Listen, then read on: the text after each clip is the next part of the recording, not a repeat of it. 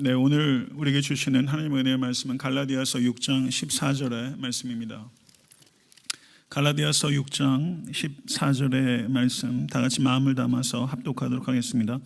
그러나 내게는 우리 주 예수 그리스도의 십자가 외에 결코 자랑할 것이 없으니 그리스도로 말미암아 세상이 나를 대하여 십자가에 못 박히고 내가 또한 세상을 대하여 그러하니라. 아멘. 하나님의 말씀입니다. 그림을 하나 소개하고 설교를 시작하도록 하겠습니다. 이 그림을 아시는 분도 계시고 또 많은 성도들께 모르시리라고 생각됩니다. 이 그림을 그린 화가는 홀먼 헌트라는 화가입니다. 그가 두 번째로 그 이스라엘 성지 순례를 갔던 중에 1870년에서부터 1873년까지 예루살렘에 머물면서 지붕 위에 앉아서 그린 작품입니다. 이 홀먼 헌트가 보다 정밀하게 목수이셨던 그 예수를 반영해서 그림을 그리고 싶어 했기 때문에 목수의 집에서 이 그림을 그렸다라는 이야기도 전해지고 있습니다.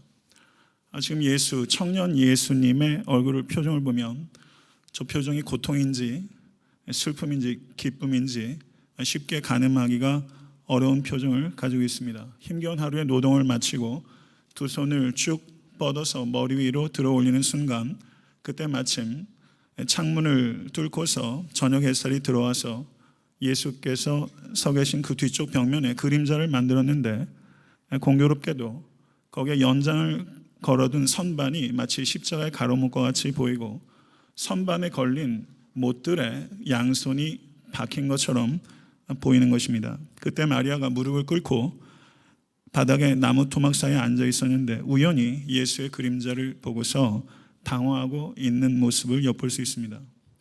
이 그림이 명성을 얻게 된 계기는 이 그림이 역사적 허구임에도 불구하고 성경적 진실을 담고 있기 때문입니다. 이 그림이 담고 있는 성경적 진실은 예수 그리스도의 십자가는 예수 그리스도의 탄생에서부터 공생의 전과 그리고 공생의 그리고 골고다에 이르기까지 십자가가 예수 그리스도의 삶 전체의 중심이요 목표요 표대였다는 진실을 이 사진이 담고 있기 때문입니다. 그것을 이 그림이 잘 포착했기 때문에 명화로 알려지고 있는 것이죠. 성도 여러분, 십자가의 여정은 예수 그리스도의 구유에서부터 시작된 것입니다. 예수 그리스도께서 이 땅에 오신 이유는 이 땅을 떠나시기 위함입니다. 예수 그리스도 이 땅에 오심은 그와 같은 역설적인 목표를 가지고 오신 것이고 예수 그리스도께서 이 땅을 떠나시는 방법은 십자가였습니다. 예수 그리스도께서는 인자가 머리 둘 곳도 없다고 말씀하셨는데 예수께서 머리를 누이신 곳은 십자가 위에 나무였습니다. 그렇게 예수 그리스도의 이 땅에서 삶은 끝이 난 것입니다. 성도 여러분, 우리가 살고 있는 이 시대는 매우 심각한 영적 침체와 교리의 난맥상을 보이고 있는 시대입니다. 이와 같은 이유의 중심에는 여러 가지 원인이 있겠으나 가장 중요한 원인은 십자가에 대한 피상적인 이해입니다. 십자가에 대해서 피상적으로 이해할 때 우리는 피상적인 성도를 양산하게 되는 것입니다. 이 그림이 완성된 것이 240여 년 전입니다. 예루살렘의 목수의 집 지붕에 올라가서 십자가를 묵상했던 홀먼 헌트처럼 우리도 잠시 멈추어서 십자가의 깊이를 묵상할 수 있는 고난주간이 될 수 있게 되길 간절히 바랍니다. 저도 설교를 잠깐 멈추겠습니다. 그림 좀 내려주세요. 네. 내일부터 이어지는 이번 특별 새벽 기도 기간의 주제가 저를 한번 따라해 보시겠어요? 베일이 벗겨지는 순간. 베일이 벗겨지는 순간. 예수께서 십자가에 달리실 때 지성소의 휘장이 벗겨졌어요. 그리고 예수께서 누구신지가 가장 분명하게 드러난 것입니다. 이번 고난주간 특별 새벽기를 통해서 우리와 예수 그리스도를 가로막고 있는 베일이 더 벗겨지고 예수 그리스도의 정체성의 중심 가운데로 나아갈 수 있는 은혜가 여러분과 저에게 임할 수 있게 되길 간절히 소원합니다. 성도 여러분, 진지하게 고난주간에 그리스도께 가까이 가는 여정을 하실 수 있게 되기를 바라는 것입니다. 사도 바울은 매우 진지한 유대인이었습니다. 그는 매우 진지하게 유대교 안에서 하나님을 추구했던 사람이에요. 사도 바울은 결코 가볍게 운신하던 사람이 아닙니다. 내가 8일 만에 할례를 받고 이스라엘 족속이요 베냐민 지파요 히브리인 중에 히브리인이요 율법으로는 바리새인이요 열심으로는 교회를 박해하고 율법에 의로는 흠이 없는 자로다. 이것은 사도 바울이 얼마나 진지하게 살았는지를 나타내는 것입니다. 사도 바울이 이와 같은 과거를 고백하는 것은 자신의 과거에 대해서 자랑하고 있는 것이 아니라 자신의 과거를 폭로하는 것입니다.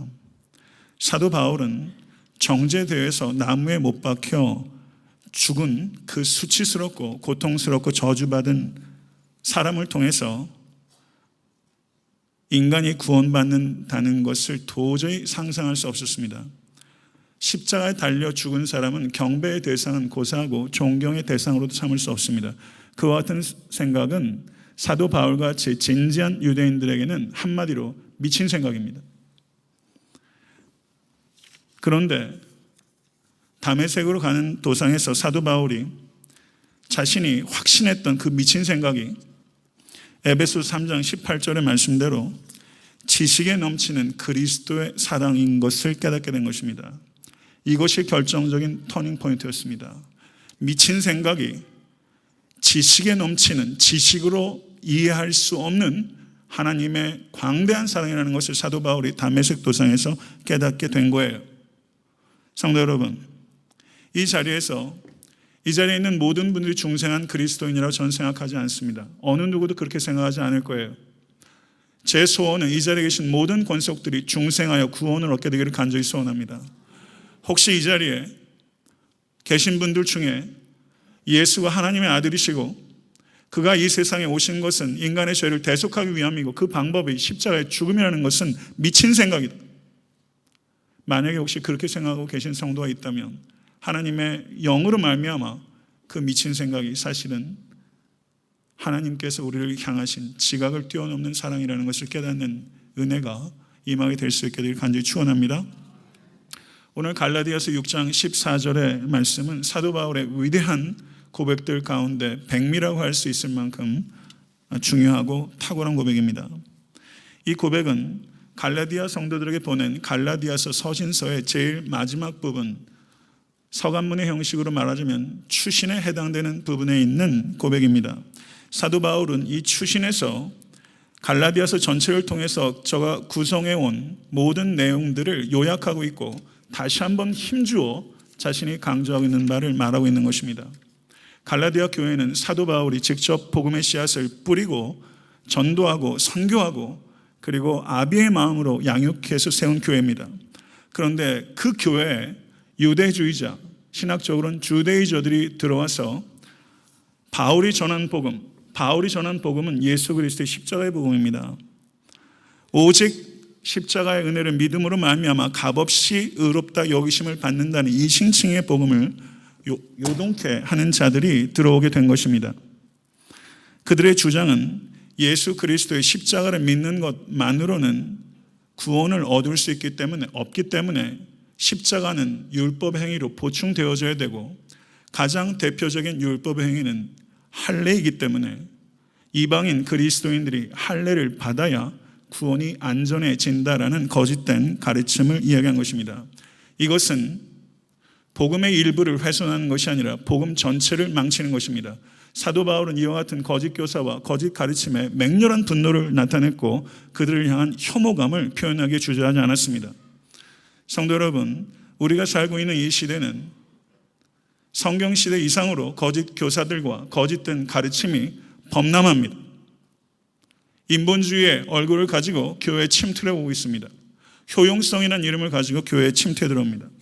성도 여러분, 여러분과 저에게 필요한 것은 거짓된 복음에 대한 맹렬한 혐오감과 분노입니다. 이것을 나타낼 수 있게 되길 간절히 소원합니다. 그래서 사도 바울께서는 그 주대의저들, 유대주의자들의 정체를 사도 바울은 폭로합니다.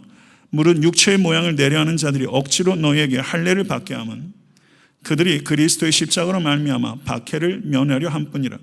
할례 받은 그들이라도 스스로 율법을 지키지 아니하고 너희에게 할례를 받게 하려 하는 것은 그들이 너희의 육체로 자랑하려 함이라 라고 말하면서 거짓 교사들의 정체를 사도 바울이 폭로하고 있는 것입니다. 본질에 속한 문제에 있어서는 우리는 사도 바울같이 강철 같아야 됩니다. 성도 여러분, 할례는 하나님께서 이스라엘 백성에게 언약의 표징으로 주신 것입니다. 언약 백성이라는 것을 나타내는 육체의 표시였습니다. 그런데 육체의 표시를 내는 것보다 중요한 것은, 육체의 가죽을 벗기는 것보다 중요한 것은 마음의 가죽을 잘라내는 것입니다. 마음의 가죽을 잘라내는 것의 외적인 표현이 육체의 가죽을 잘라내는 것입니다. 마음의 할례가 없이 육체의 할례를 받는 것은 하등에 유익함이 없습니다. 마음의 할례가 없이 육체의 할례를 받게 되면 하등의 유익함이 없는 데서 멈추지 않고 그것은 해악이 되는 것입니다. 성도 여러분, 그것을 종교적인 외식이라고 하는 것이고, 그와 같은 자들을 명목상의 종교인이라고 말하는 것이며 변장한 성도라고 말하는 것입니다. 교회에 변화된 성도들이 많습니까? 변장한 성도들이 많습니까? 저는 변화된 목사로 보입니까? 아니면 변장한 목사로 보입니까? 성도 여러분, 이것은 중요한 질문이에요. 여러분들의 마음의 가죽을 베신 적이 있으십니까? 사도 바울이 거부한 것은 할례 자체가 아닙니다. 바울은 유대인인 디모데는 할례를 받도록 했고, 이방인인 디도는 결코 할례를 받지 못하도록 했습니다. 바울이 거부한 것은 할례 자체가 아니라 할례를 받아야 구원을 얻을 수 있다는 할례를 구원의 조건으로 제시하는 것에 대해서 반대한 것입니다. 구원의 유일한 길은 예수 그리스도의 십자가입니다. 예수 그리스도의 십자가를 보충할 수 있는 것은 아무것도 없습니다. 율법의 행위로 보충할 수 없습니다. 할례를 받는다고 구원 얻는 게 아닙니다. 세례를 받는다고 구원 얻는 게 아닙니다. 예수 그리스도의 은혜를 믿어야 구원을 얻는 것입니다. 성도 여러분, 예수 그리스도의 십자가는 전부입니다. 예수 그리스도의 십자가에서 무엇인가를 더하거나 무엇인가를 빼는 것은 예수 그리스도의 십자가를 헛된 것으로 만들어 버리는 것입니다. 그래서 사도 바울께서 여기에서 한치도 한순간도 물러서지 않은 것입니다. 이런 단호함이 여러분과 저에게 있어야 되고, 이런 단호함이 애타한테 섬기는 게 강단을 지켜야 됩니다. 사도 바울의 논진을 한마디로 요약하면, 할례도 무할례도 아무것도 아니고, 할례도 무할례도 구원에 유익이 있는 것이 아니며, 구원을 얻기 위해서는 오직 예수 그리스도 안에 있어야 한다, 이것입니다. 종교적인 의식이 우리에게 구원을 가져다 주는 것이 아닙니다. 세례가 우리에게 구원을 가져다 주는 것이 아닙니다. 다음 주에 물 세례를 합니다. 저는 심장이 뜁니다. 세례할 때 전 정말 기뻐요. 그런데 물 세례가 성령 세례의 증거가 될 때 의미가 있는 것입니다. 성령 세례를 받지 않고 물 세례를 받는 것은 종교적인 외식이고, 그것은 그 영혼에게 유익이 되질 못합니다. 성도 여러분, 오직 그리스도의 은혜로 우리는 구원을 받습니다. 그리고 그 은혜가 성도님들의 영혼에 적용되는 통로가 믿음입니다. 우리는 믿음을 자랑할 수 없고 오직 예수 그리스도의 십자가만을 자랑합니다. 왜냐하면 그 은혜가 나를 구원하기 때문입니다. 그 믿음을 우리가 가시적으로 그리고 공개적으로 나타내는 것이 물세례인 것입니다. 우리는 다음 주에 그 물세례를 하게 될 것입니다. 유대주의자들은 이방인 그리스도인들에게 할례 받을 것을 권했습니다. 그리고 그들이 그 할례를 자랑하도록 합니다. 그리고 자신들은 할례를 받게 하였으므로 유대인들로부터의 핍박을 면하려고 한 것이 유대주의자들의 목적이었습니다. 사도 바울은 이것에 대해서 강력하게 견고했고, 지금 드디어 갈라디아서를 맺기 직전에 다시 한번 이야기를 하면서 십자가는 벗어버려야 되는 것이 아니라 져야 하는 것이며, 십자가는 부끄러워해야 될 대상이 아니라 자랑해야 될 대상이라고 말하고, 자기는 오직 예수 그리스도의 십자가만 자랑한다고 선언하기에 이르는 것입니다. 성도 여러분, 사도 바울께서 빌립보서 3장 7절에서 9절에 그러나 무엇이든지 내가 유익하던 것을 내가 그리스도를 위하여 다 해로 여길 뿐더러 또한 모든 것을 해로 여김은 내 주 그리스도 예수를 아는 지식이 가장 고상하기 때문이라. 내가 그를 위하여 모든 것을 잃어버리고 배설물로 여김은 그리스도를 얻고 그 안에서 발견되려 함이니. 아멘. 성도 여러분, 이 얼마나 위대한 고백이에요. 성도 여러분, 예수 그리스도를 만난다는 것은 가치가 전도되는, 가치가 확 뒤집히는 거예요. 예수 그리스도를 만나기 전에 가치 있다고 여겼던 것이 가치가 뒤집혀요. 가치의 전도가 일어나게 되는 것입니다. 유대교에서 사도 바울이 그토록 진지하고 사도 바울은 진실했고 성실했어요. 그런데 그렇게 추구했던 것들이 사실상은 하나님께 영광을 내는 것이 아니라 하나님의 뜻을 정면으로 거역하고 하나님께 반역하는 것이었다는 것을, 하나님의 뜻을 왜곡하는 것이었다는 것을 사도 바울이 깨달았어요. 그 깨달음이 얼마나 고통스러웠겠어요. 그러나 그 깨달음은 귀한 겁니다. 성도 여러분, 여러분들이 진실하게 성실하게 하는 것이 사실은 하나님의 뜻을 왜곡하고 하나님의 뜻을 막을 수도 있다는 것을 경계하시는 겸손함이 있어야 됩니다. 사도 바울은 그 가치가 뒤집히는 일들이 다메섹 도상에서 일어났어요. 그리고 그 가치가 바뀐 후에 한 번도, 조금도 사도 바울은 흔들리지 않았어요. 예수 그리스도의 십자가만을 사랑하고 예수 그리스도의 십자가만을 자랑했습니다. 성도 여러분, 여러분에게 그 소망이 있으실 수 있게 간절히 축원합니다. 오직 예수 그리스도의 십자가만을 사랑하고 예수 그리스도의 십자가만을 자랑하기 원하는 분 한번 아멘 해보세요. 믿습니다. 그게 쉬운 길이 아니지만 여러분 마음속에 그 진심이 있다는 것 제가 느껴요. 제가 설교하면서도 이렇게 쭉 돌아보면서 제 아이 컨택을 하는 편이에요. 제가 낯이 좀 이렇게 얇은 사람이지만 제 아이 컨택을 해요. 여기서도 제가 조금 전에 성도님들 얼굴을 쭉 한번 훑어봐요. 그래도 교회 오셨는데 한 번이라도 얼굴을 좀 보려고. 무슨 생각이 있는 줄 알아요? 성도님들의 모습에 갈망이 있어요. 그걸 제가 느껴요. 오직 예수 그리스도만 사랑하고 자랑하고 싶은 마음이 있다는 것 제가 느껴요. 있으시죠? 잘 안 되시죠? 그래도 그 마음이 있잖아요. 그럼 그 마음 끝까지 갖고 계세요. 어떤 의미에서는 그 마음을 지키려고 하는 게 하나님을 더 감격하게 할지도 몰라요. 오직 예수 그리스도만 사랑하고 예수 그리스도만 자랑하는 성도, 그렇게 주님 앞에 서십시오. 1945년에 미국의 트루먼 대통령이 전함의 선상에서 북한으로부터 지금 방금 히로시마에 원자폭탄이 떨어졌다는 소식을 들었어요. 그랬더니 이 트루먼 대통령이 뭐라고 말했냐면, 이것은 세계 역사상 가장 위대한 일이었습니다 라고 폼을 잡았어요. 원자폭탄 떨어진 게 세계 역사상 가장 위대한 일이래. 트루먼은 틀렸습니다. 세계 역사상 가장 위대한 일은 하나님의 아들이신 예수께서 십자가 위에서 죽으신 일입니다. 그것이 세계 역사상 온 우주에서 가장 위대한 사건입니다. 성도 여러분, 정말 예수 그리스도의 십자가가 세계사에서 가장 위대한 사건이고 내 개인사에서 가장 위대한 사건이라면 우리는 그것을 자랑해야 합니다. 많은 것들을 자랑하는 가운데 예수 그리스도의 십자가도 그 중에 한 대목이 되는 것이 아니라 오직 예수 그리스도의 십자가만 자랑하는 성도가 되실 수 있게 간절히 바랍니다. 이런 단순함이 여러분과 저에게 있을 수 있게 되길 바라요. 단순해져야 편해져요. 단순해져야 강력해집니다. 주여 나를 단순하게 하옵소서. 이게 윌리엄 템플의 기도예요. 주여 나를 단순하게 하옵소서.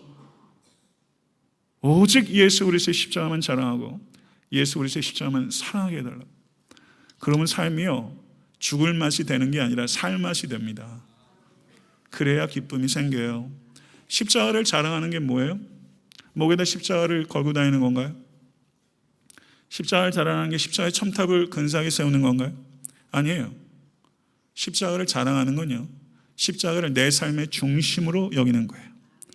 그리고 다른 것들은 배설물로 여기는 거예요. 그리고 오직 십자가의 도를 증거하기 위해서 십자가를 지는 섬김과 희생의 삶을 사랑하는 거예요. 그게 십자가를 자랑하는 거예요. 다소간에 자랑하면서 살아오셨잖아요. 그렇죠. 힘내세요. 잘하고 계세요. 그러나 앞으로 더 잘하세요. 성도가 십자가만을 자랑하기 원하는데 그렇게 잘 안 되는 이유가 뭐냐면 십자가의 도를 깊이 있게 모르기 때문이에요. 예수 그리스도께서 십자가에서 죽으신 것은 예수께서 화목제물이 되셨다는 것을 의미합니다. 예수께서 화목제물이 되셨다는 성경의 표현은 사실상 신약 성경에 4번밖에 등장하지 않아요. 그래서 어떤 자유주의 학자들, 그중에는 상당한 명성을 가지고 있는 학자들도 있습니다. 화목제물이 되셨다는 것을 부인해요. 하나님께서는 인간의 죄에 대해서 진노하지 않는다고 말해요. 그렇기 때문에 화목제물이 있을 수도 있을 필요도 없다고 주장하는 자유주의 학자들이 많이 있습니다. 성도 여러분, 하나님의 진노는 하나님의 비인격적인 성품이 아니라 하나님의 사랑과 같이 하나님의 인격적인 성품입니다. 하나님의 사랑이 찬송받기에 마땅하신 하나님의 성품인 것처럼 죄를 혐오하시는 하나님의 진노는 우리가 마땅히 찬송해야 될 하나님의 거룩한 성품입니다. 하나님은 이방의 신들처럼 변덕스럽고 심술궂고 경우에 따라서 인간 이하의 속성을 보이는 히랍의 신들과 같은 분노를 나타내는 게 아니에요. 하나님께서는 인간처럼 나처럼 악의적이고 성마르고 유치한 분노를 나타내는 것이 아닙니다. 하나님의 분노는 감정적 분노가 아니라 의로운 분노입니다. 하나님의 도덕적 정결함은 피조세계의 도덕적 불결함에 대해서 견디지 못합니다. 그것이 하나님의 진노입니다. 성도 여러분, 화를 낼 때 많은 사람들이 이성을 잃어요. 제가 올해는 이성을 한 번도 안 잃었어요. 이제 한 몇 달 지났죠. 앞으로도 이성을 좀 안 잃으려고 제가 집사람한테 오늘도 집사람 얘기를 어떤 일을 하면 좀 알긴 하죠. 그래서 제가 물어요. 내가 이성을 잃었냐고. 그거 안 잃었대요. 사람이 화를 내면요 이성을 잃어요. 근데 주님께서 하나님께서 진노하신 것은 이성을 잃은 것이 아니라 철저하게 통제하신 거예요. 사람의 분노는 즉흥적인데 하나님의 진노는 예고가 된 거예요. 성도 여러분, 하나님의 거룩하심이 죄악에 대해서 반응하는 게 진노예요. 하나님의 진노를 찬양하십시오. 죄에 대해서 하나님께서 얼마나 혐오하신지를 알아야 죄인에 대한 하나님의 사랑의 깊이를 알 수 있어요. 우리가 하나님의 사랑을 정말 깊이를 깨닫지 못하는 것은 교회 강단에서 하나님의 진노가 무엇인지에 대해서 충분히 선포되지 않았기 때문이에요. 성도 여러분, 하나님의 진노를 아는 만큼 하나님의 사랑을 알게 될 것입니다. 하나님의 진노를 찬양하신 여러분과 제가 될 수 있게 될 간절히 축원합니다. 화목제물이 되셨다는 것은 예수로 말미암아 하나님의 진노가 달래졌다는 것입니다. 그것은 하나님께서 우리가 응당히 받아야 될 그 진노의 형벌을 우리에게 쏟아붓지 아니하시고 예수 그리스도께 쏟아부으심으로 말미암아 예수 그리스도의 십자가는 하나님의 사랑만 나타내는 것이 아니라 하나님의 공의와 하나님의 사랑을 동시에 나타내는 장소입니다. 십자가를 볼 때 편협하게 하나님의 사랑만 봐서는 안 됩니다. 십자가를 볼 때 하나님의 맹렬한 진노를 보실 수 있기를 간절히 축원하고 그래야 비로소 십자가를 온전하게 이해하게 되는 것입니다. 예수 그리스도께서 하나님의 공의의 징벌을 다 받으시고 그리고 공의의 결과인 죽음을 본인이 감당하셔서 여러분과 저의 죄에 대한 책임이 벗겨졌고 우리에게 영원한 생명이 주어지게 된 것입니다. 그것이 화목제물이 되셨다는 의미고 그것이 복음의 진수입니다. 성도 여러분, 십자가 없는 그리스도는 그리스도가 아니고 십자가 없는 교회는 단연코 교회가 아니고 십자가 없는 성도는 성도가 아닙니다. 사도 바울께서 그리스도로 말미암아 세상이 나를 대하여 십자가에 못 박히고 내가 또한 세상을 대하여 그러하니라. 이 말은 나에게 이제 세상은 어떠한 영향도 어떠한 능력도 어떠한 매력도 없습니다. 사도 바울이 그것을 얘기한 거예요. 세상은 나에게 어떠한 영향도 어떠한 능력도 어떠한 매력도 없습니다. 성도 여러분, 그리스도인에게 십자가는 져도 그만 안 져도 그만하는 추가 사항이 아니라 그리스도에게 인에게 십자가는 반드시 져야 되는 필수 사항. 그리스도인은 누굽니까? 십자가를 지는 사람입니다. 십자가를 지는 성도는 십자가의 흔적을 갖습니다. 십자가의 흔적. 사도 바울은 내가 내 몸에 예수의 흔적을 지니고 있노라. 이 흔적이란 말이 스티그마라는 단어예요. 저를 한번 따라해 보시겠어요? 스티그마. 십자가는 스타우로스예요. 그러면 십자가의 흔적은 스티그마 투 스타우루 이렇게 되는 겁니다. 십자가의 흔적. 예수 그리스도의 십자가의 흔적을 사모하십시오. 성도 여러분, 요즘 젊은 사람들 문신 많이 해요.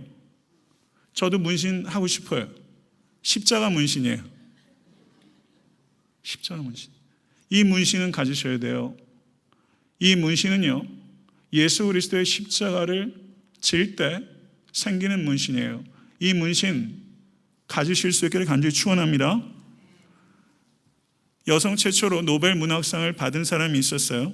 스웨덴 소설가입니다. 쉘마 라게르레프라는 사람인데요. 이 사람이 쓴 동화 중에 닐스의 모험이라는 애니메이션이 있어요. 아마 다 아실 거예요. 그런데 이 사람이 쓴 또 다른 동화책이 있는데 진홍 가슴새라는 동화가 있어요. 그 내용을 제가 간략하게 말씀드릴게요.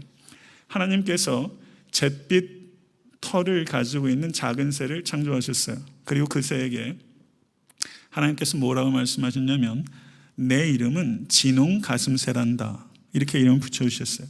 그래서 이 작은 새가 너무 호기심이 생겨서 맑은 호숫가로 날아갔어요. 그리고 호숫가 물에 비친 자신의 모습을 봤는데 진홍색 깃털은 하나도 없는 거예요. 온통 잿빛이에요. 그래서 너무 실망했고 슬퍼했어요. 그래서 하나님께로 날아와서 하나님께 물었어요. 하나님, 저는 온통 잿빛 털을 가지고 있는데 어찌하여 진홍 가슴새라는 이름을 붙여주셨습니까? 이렇게 물었더니 하나님이 말씀하세요. 내가 참 사랑을 베풀 수 있게 될 때 그 이름에 합당한 깃털을 갖게 될 것이다. 그 후 세월이 많이 흘렀어요.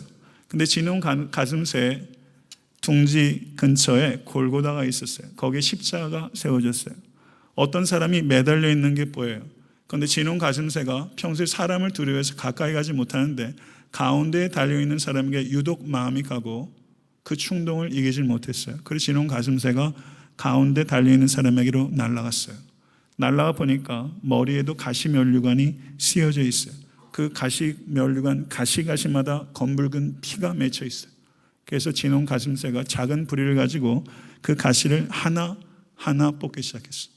뽑기 시작하는데 검붉은 피가 솟구치더니 이 잿빛 진홍 가슴새의 몸을 피로 적시기 시작했어요. 그렇게 가시를 뽑다가 진홍 가슴새가 다시 자신의 둥지로 돌아갔어요. 왜냐하면 그 사람이 죽었기 때문이에요. 그런데 가시면류관을 쓴 그 사람이 죽기 전에 입술을 움직여 진홍 가슴새에게 이렇게 말했어요. 내가 참 사랑을 베풀었으니 이제까지 구하던 것을 갖게 될 것이다. 그렇게 이야기를 했어요. 진홍 가슴새는 그 말의 의미를 몰랐어요. 그래서 호수로 가서 아무리 닦아도 가슴에 묻은 그 진홍색이 벗겨지지 않고 그것이 영원한 흔적이 됐다는 거예요. 동화책 한 권 읽으셨네요. 진홍 가슴새. 이 이야기가 어떤 얘기예요? 잿빛의 깃털을 가지고 있는 새가 진홍 가슴새라는 이름의 정체성을 찾아가는 이야기예요. 성도 여러분, 우리가 딱 이 새예요. 예수 그리스도의 십자가로 구원을 얻었는데 십자가를 지지 않는 정체성의 혼란을 겪고 있어요. 이 고난 주간에 우리는 이 정체성의 혼란을 벗어야 됩니다. 예수 그리스도의 십자가로 구원을 얻은 성도는 예수 그리스도의 십자가를 전하고 그 십자가를 증거하지 않을 수 없습니다. 그것을 증거할 때 우리는 비로소 가슴에 진홍색을 갖게 될 것이고 예수 그리스도의 보혈로 구원받은 성도의 증거가 나타나게 될 거예요. 그 보혈이 여러분의 가슴에 흥건히 적셔질 수 있게 될 간절히 축원합니다. 이 보혈이 적셔져야 살아요. 이 보혈이 적셔져야 소망이 생겨요. 이 보혈이 적셔져야 위로를 얻어요. 누가 위로해요? 여러분을. 누가 참된 소망 줄 수 있습니까? 예수 그리스도의 보혈에. 그 보혈에 여러분 흠뻑 젖으셔야 됩니다. 정체성 혼란? 이젠 남의 이야기가 됐으면 좋겠어요. 뭐가 혼란해? 십자가로 구원하는 성도가 십자가를 사랑하지 않아요. 십자가를 노래하면서 십자가를 지질 않아요. 이게 혼란이에요. 언제까지 진홍 가슴새라는 이름을 가지고 있으면서 잿빛 털만을 가지고 있으실 거예요? 성도 여러분, 예수 그리스도의 머리에 박힌 가시를 뽑아내면서, 성도 여러분, 우리가 우리의 삶에 할 수 있는 건요, 작은 부리로 할 수 있는 가시 몇 개 뽑는 거예요. 뭐 대단한 일을 하겠어요. 그러나 주변의 사람들에게, 여기 가시 안 박힌 사람 있어요? 한번 손 한번 들어볼까요? 가시 안 박힌 사람. 가시 안 박힌 사람 있어요? 다 박혀 있어요. 큰 가시, 작은 가시, 만신창이로 박혀 있는 사람들 있어요. 그 가시가 주님만이 뽑아주실 수 있는데, 많은 경우에 하나님께서 그 가시를 진홍 가슴새를 통해서 뽑아주세요. 그 가시를 뽑아줄 때 사도 바울은 그것을 뭐라고 하냐면, 갈라디아서 5장 6절에 저를 한번 따라하세요. 사랑으로 역사하는 믿음. 사랑으로 역사하는 믿음이에요. 사랑으로 역사하는 믿음이란 뜻은, 믿음은 사랑으로 증명이 된다는 뜻이에요. 사랑으로 존재한다는 뜻이에요. 만약에 사랑으로 표현되지 않고 사랑으로 존재하지 않는 믿음은 구원을 얻는 믿음이 아닙니다. 그게 복음이에요. 다른 사람의 가시를 뽑아주는 일에 무관심하다며, 성도 여러분, 예수 그리스도의 십자가의 그 가시를 모르는 거예요. 모르는 거예요. 성도 여러분, 작은 부리면 어때요? 다른 사람의 삶에 박혀있는 가시를 뽑아내 주실 때 어느 순간에 내 삶의 가시도 뽑혀 있는 거예요. 이게 복음의 역설이에요.